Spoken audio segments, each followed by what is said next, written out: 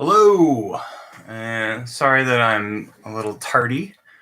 And to everyone, well, if you've been celebrating Hanukkah or Rohatsu or Festivus, well wishes to you as well.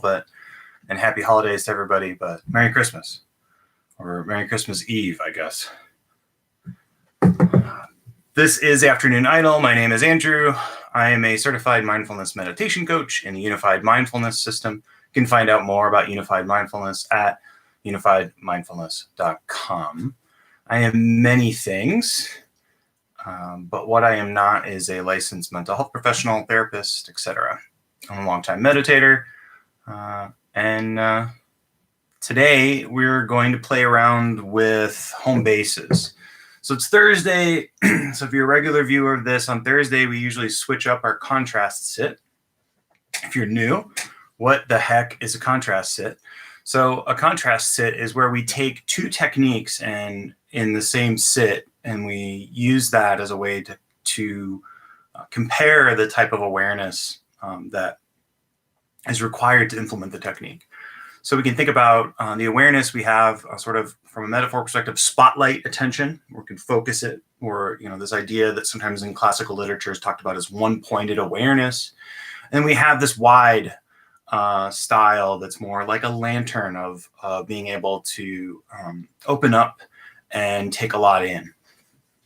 You can think about this too also as this notion of what's referred to in Japanese swordsmanship as distant mountain gazing. So the idea that I can see more by not sort of focusing in on things. So today's technique will be at the end because it's Thursday and we switched it up. So normally we do a technique at the beginning. We do something at the beginning, but we're going to do something at the end. And then the other thing that we're looking at is this do nothing technique, which we can think of as choiceless awareness, open monitor, or a style of open monitoring.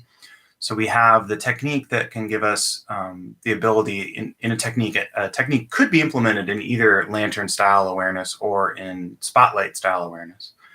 But in do nothing, we sort of have a no technique. It's the non-technique technique.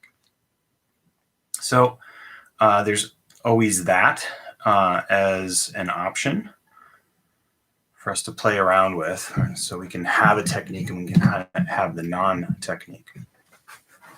So our something will be, at the end, will just be working with an anchor. So that may be, we can also say working with home base. So if you're familiar with Jeff Warren, he'll talk about working with your home base. And so the home base could be the breath. Very classically, the breath is used. It could also be body sensations, and then also sound. So probably over the last 2.5 or 3 years, I've begun using sound as a way of sort of anchoring and buffeting as well beyond sort of breath. I did a lot of breath awareness. So if I talk about breath awareness, like it's like, passe or anything, that was the beginning of my my introduction to meditation, was a lot of that. So we would say classically that's an object that we're focusing on. We're bringing our attention back to it over and over, knowing that we'll stray, bringing the attention back, no judgment around the fact that we're going to stray. So we just keep bringing the attention back to that object. We can think of that as an anchor of our attention. It's often used as the sort of a analogy or metaphor. So we're anchoring on that. And if you've ever seen a boat that is dropped anchor, it stays near the anchor, but not exactly on the anchor. And so that is a helpful analogy for us, that we just need to be near that object of our focus, but we don't have to be like right on top of it. So just being able to kind of playfully keep that in the sort of zone. If you're a parent, you may, and you've toddlers, trying to just keep a toddler nearby without them kind of wandering off would be the analogy. So I am not a parent, but people have foolishly trusted their children in my care for brief moments of time as an uncle. And what my goal was just to kind of keep them nearby and allow me to return them to their parents without any harm. So we can think of that also, if that resonates with this idea of working with a home base, where we're sort of trying to keep the attention in a particular area, but not necessarily requiring us to be like right on top of it. So that's a lot of words. Hopefully some of that makes sense. And at the end, if you have reports or questions or anything, I'm always open for that. I am going to we're going to do about 15 minutes. I'm probably going to cut ourselves short at the end, though, because I've got to play Kris Kringle and deliver packages for folks. So I'll invite the bell.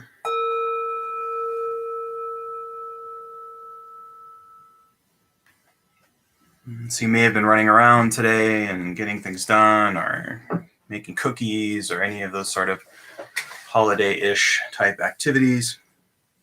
So just a chance to create the signal to the body and to the nervous system that we're transitioning into a different activity. And so this checklist that I go through is a sort of sequence for signaling to the nervous system that we want to transition across from where we've been to a different part of being. So how do we do that? Well, one key is posture. So we sit in a way that helps us foster a state of being relaxed and alert. So upright, dignified. Sometimes it helps to check in. You can use the interoceptive cues of the body. So the spine is upright but not rigid. Shoulders are over the hips. The ears are parallel or in line with the shoulders, the nose with the navel. Arranging the hands in a way that's comfortable, maybe palms down on the thighs, or hands in the cosmic mudra. This idea that you're holding an empty bowl, or you hold your hands in a way that forms a sort of empty bowl. So left hand on top of the right hand and thumbs loosely touching. And each of us holds tension in different ways, and sometimes, not always, but sometimes when we notice the tension, it will melt. So just checking in with where you may hold tension. I check a sequence around forehead, eyes, jaw, neck, shoulders. I can always tell when I'm tense because my shoulders are kind of coming up and I'm leaning forward and coming up. So you may find it helpful to readjust your posture throughout the sit. And then leaning on the wisdom of the three sages from the five boroughs, Beastie Boys, slow and low is our tempo for some breaths. In through the nose, out through the nose.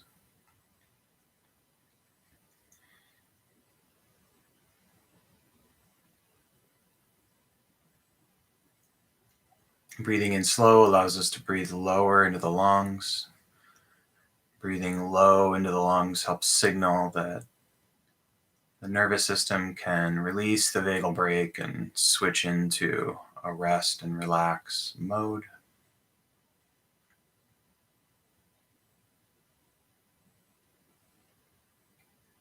So to begin with, we're going to adopt a stance or put forth the technique of do nothing. So what does that mean?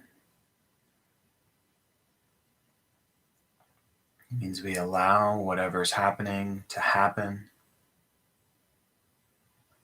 If we happen to spontaneously notice that we're being controlling or bossy with our attention, we drop that.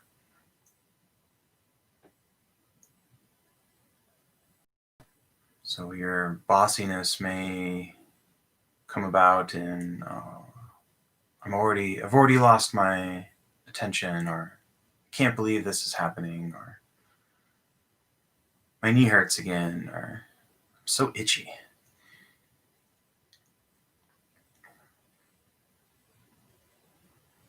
So allowing that to sort of fade into the background, allowing us to put forth the smoothness of equanimity, not pushing nor pulling on our existence.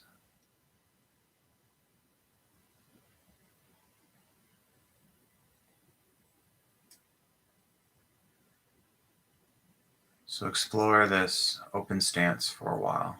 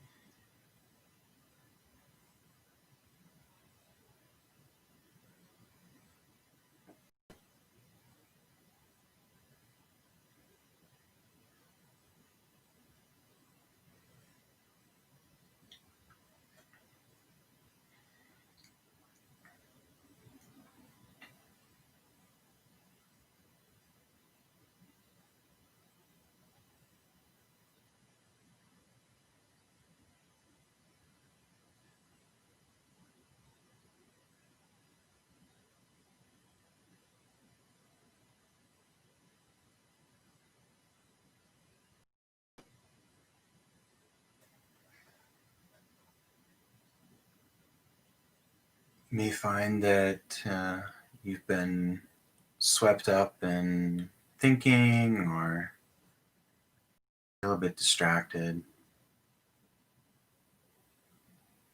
And so this open stance might not match where you're at right now with your state, and that's okay. That's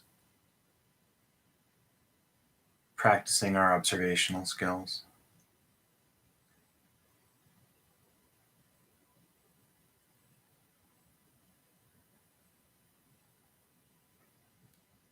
So you can make a decision in a sit. So if doing nothing isn't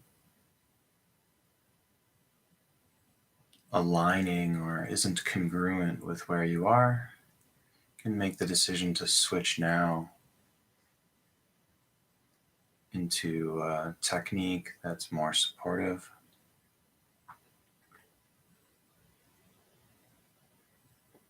There's an understated quality of meditation, which is the remembering or the recall. This is your experience, and you are empowered to shift and adjust as needed.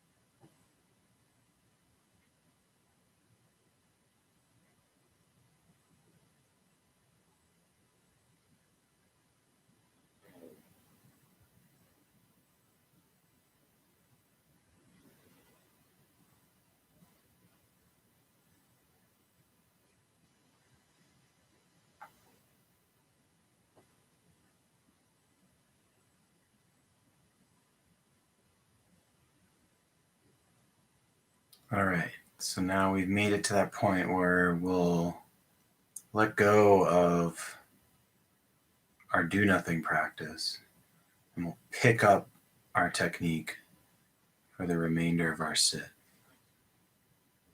So, what is that technique? For those that have been meditating for a while, I'll just offer you can work with your home base or whatever your anchor of choice. So go forth and settle in. And if you're new to meditation, I'll give you a little bit of structure and scaffold around that.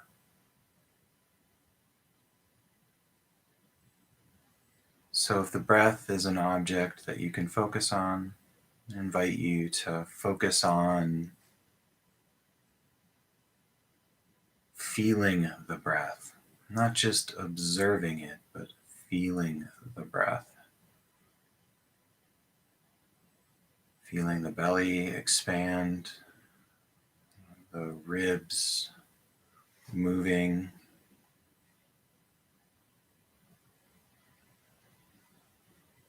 Maybe the rise of the torso and the settling in the spine as you breathe in and then breathe out.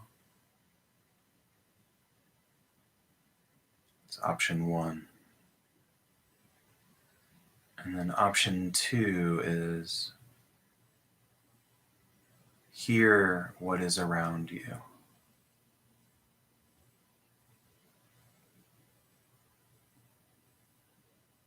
So even if it is quote unquote silent, there'll be a sound to that silence. An audio and video production, see if you can connect to that. And in each case, notice it, soak your attention in, and know that you are noticing it.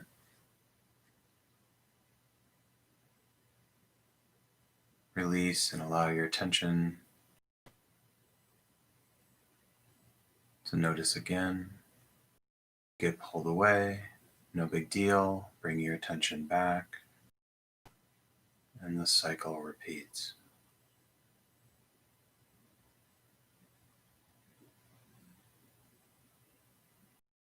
Continue with that.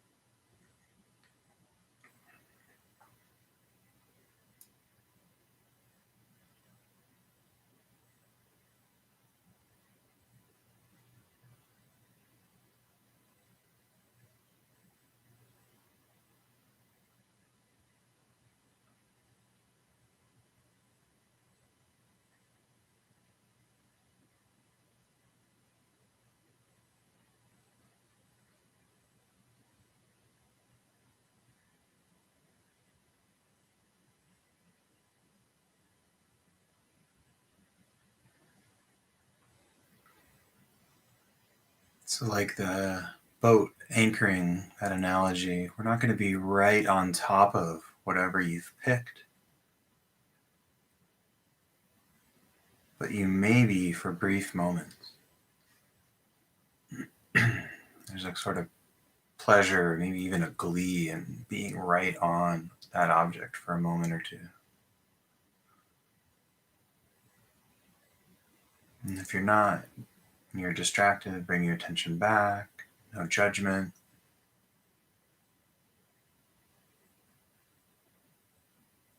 No judgment of having judgment, no judgment of having judgment about having judgment. Let that go.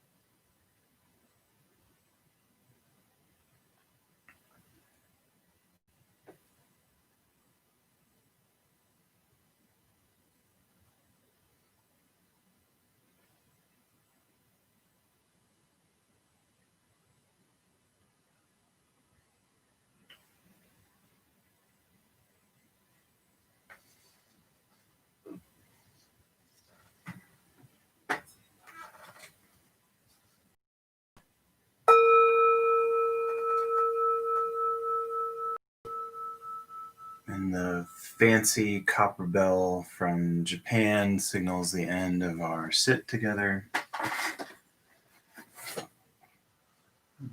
Invite you to slowly reconnect to your surroundings, moving in a way that's slow and intuitive, wiggling the fingers, wiggling the toes, stretching. If you're into this idea of kind of letting the good soak in, we can borrow from Rick Hansen and just stop for a moment and think about that all you need to do in your practice is just get to this point, and that makes it a good sit. So all that other sort of stuff is extra. It's all judgment. We don't really need it. Happens. It's no big deal.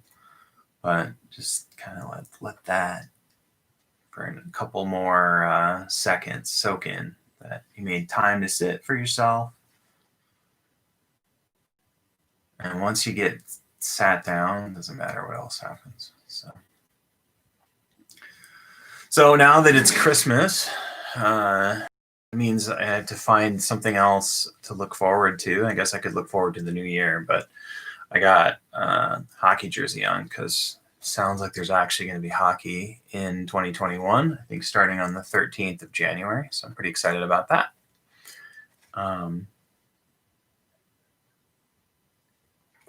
my quest to be the most Canadian American.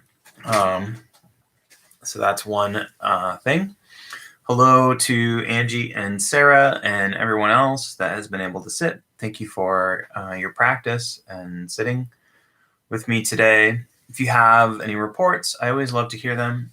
I've been remarkably encouraged by some of the things that have been shared in the last couple weeks or so. So I really do enjoy that.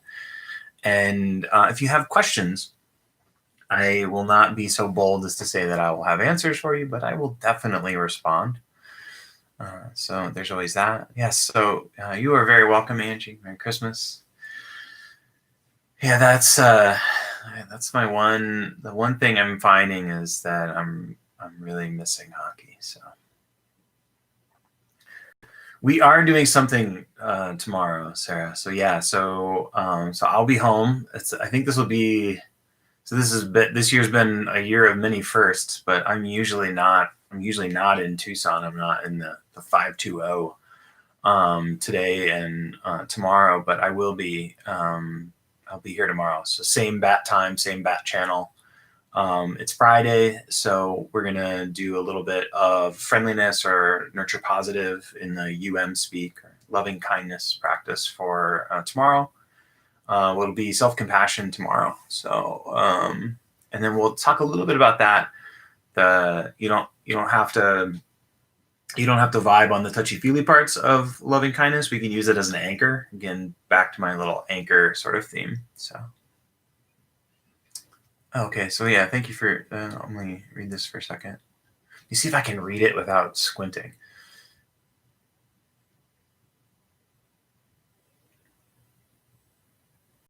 Okay, that's great. So, so Sarah, that you're reporting that you've been working on doing something just a tiny bit instead of nothing, and that's working really well for you. That's just great to hear. So, so in the contrast, what I'm playing around with is this idea that your practice is born between the something and the nothing. So that you find this sort of what works in the middle. I think, although I'm not 100% sure, when Jeff says that the goal of meditation is to begin to empower you to be your own teacher and allowing you to be a sort of mind-body DJ, meaning that you're able to tune into what's going on, like read the room, so to speak, as a DJ would, and play the perfect song for the room, given where the room is right now. And so being able to find the inching towards that continuum, towards something, is usually where we kind of need to be. And so we need something in between. I think, or I should say, that may resonate for folks. Yeah. So Okay, this is great. So Sarah shares that Sarah's realized that the info to have a kind of eye on the thoughts just a tiny bit is helpful. So I've been sitting this year. One of the delights of the pandemic, or kind of making the best of the situation, has been I've been sitting with a meditation teacher named Silkazan, who has a monastery in Battle Creek, Michigan, and he talks about this idea of just receiving, like being like almost like this sort of like antenna or like satellite dish, where you're not actively producing anything, but knowing that there's going to be a certain amount of sort of static or buzz that's just generated from being. Um, and so it sounds a bit like your report is really much in the line with the way that Sokazan will look at it, where it's his his instructions are very radical and Spartan. It's sort of like sit still and watch what moves. So it's a slightly different than do nothing. It's something, but it's radically minimal something, where you're using the posture as a way to contrast the movement through the senses. So another way that he'll give instructions is to open the sense gates. I'll open all six sense gates and sit still. And so that idea of just receiving, you're not producing anything, you're just receiving, resonates with me a lot. He has this awesome quip about not adding and not subtracting and not dividing and not multiplying. Do no math. And so and anyone who's watched me do, I'm cribbing. I'm reverently stealing from Jeff Warren, Shinzen, and now Sokazan quite often. So my theft is with the most respect possible. So thank you for that, Sarah. That's really cool. And knowing to play with that is really important. That's very skillful. The Sanskrit skillful means is upaya, Upaya. It's the name of the sangha that I sit with, is the Upaya Sangha of Tucson, which is the mothership is in Santa Fe. Folks will probably know that from Roshi Joan Halifax. Yeah, so Angie, I really like that, the do being, like that idea of that you're sort of lightly aware. So that's really quite cool. There's folks may not know this, but the guy that came up with the geodesic dome and also I think invented the term synergy, R. Buckminster Fuller, really interesting guy. Was also referred to as Bucky, I think was his nickname. I think he's the one who made the comment about that he sees himself more as a verb than a noun. I think that's credited to Buckminster Fuller. And so in my head, I think of that a lot. That when I try to solidify myself as a noun, like I'm a hockey fan, or I'm American, or whatever, that rigidness is inherently going to cause problems. But when I'm fluid and I can be the doing, to borrow from what you're or flipping it around a little bit, do being. So either or. In that, then I'm not coagulated. Shinzen uses the term about coagulating, and when you coagulate around something like that, then you're in essence kind of you're likely to suffer, would be, I guess, maybe the nicest way to put that. So the fluidity, coming back to kind of why flow is so important for a lot of the folks that are longtime students of Shinzen. The flow is really kind of being with what's going on, and so that being the verb, and it's not an accident, but the idea of flow states, not to confuse the two things, but this idea of the Mihaly Csikszentmihalyi flow states, or the idea from positive psychology of flow states. You lose yourself in the as you do this being thing, or you're being that, and performing. And you often find that you'll have a distorted sense of time. You won't realize how much time has gone. And so there's that sort of very interesting kind of flip in that. So anyway, I'm kind of just talking about it.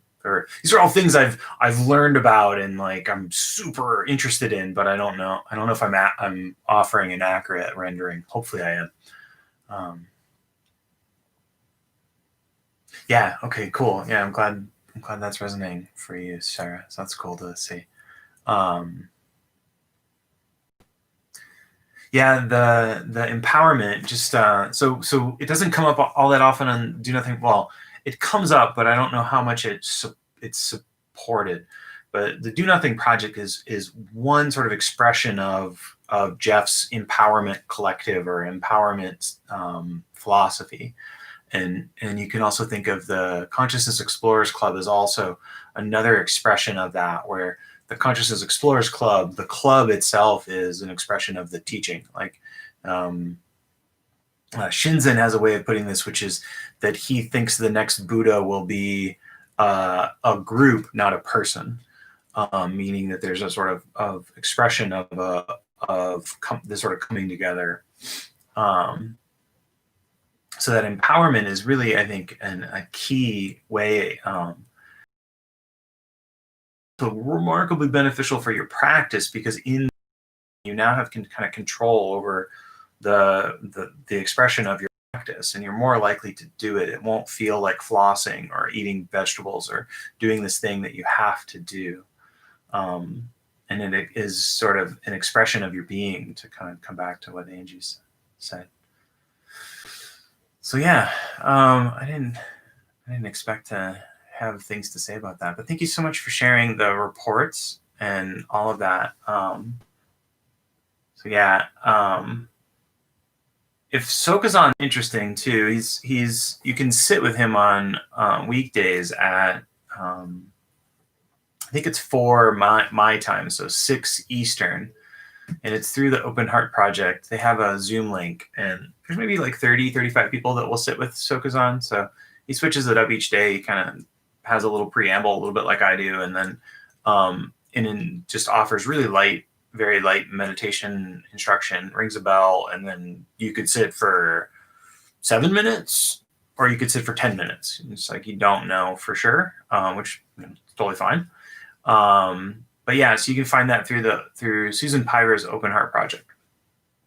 I'm pretty sure it's free. That offering, the Zoom offering, is free. You don't have to join, although it may on the website seem like you do, but you don't. So, and if you can't find the link, I can help you with that. Awesome. Well, I hope everyone is able to have some way of digitally connecting to family and friends, if it is just trading text messages or Zoom or FaceTime or whatever. And thank you again for your coming and practicing, and thank you to those that are watching this after it already airs. To reiterate one more time, that we'll be here tomorrow, and then still trying to figure out what is going to happen for next week. So either I'll be broadcasting live from Mount Lemon, or I'll have videos that are released at 1 p.m. Eastern. So we'll see ya.